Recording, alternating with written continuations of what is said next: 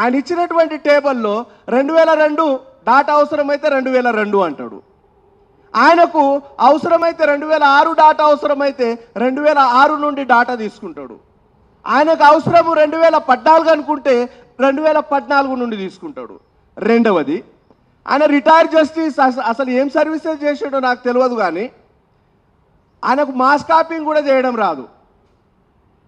రేవంత్ రెడ్డి దొంగ పాఠశాలలో దొంగ చదువు చదివిన వ్యక్తిగా నాకు కనబడుతున్నాడు ఆయన.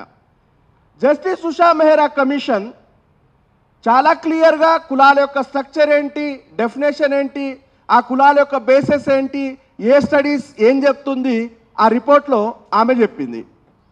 షమీమ్ అఖ్తార్ యాజ్ ఇట్ ఈస్గా ఆ మెటీరియల్ని అట్లనే ఉంచుతూ స్టార్టింగ్ పాయింట్లు ఏం చేశాడంటే 2011 సెన్సెస్ ప్రకారము ఫలానా కులం ఇంత శాతం ఉంది అని రాస్తూ మిగిలింది జస్టిస్ ఉషా మెహ్రా ఏదైతే చెప్పిందో దాన్ని కాపీ పేస్ట్ చేస్తున్నాడు.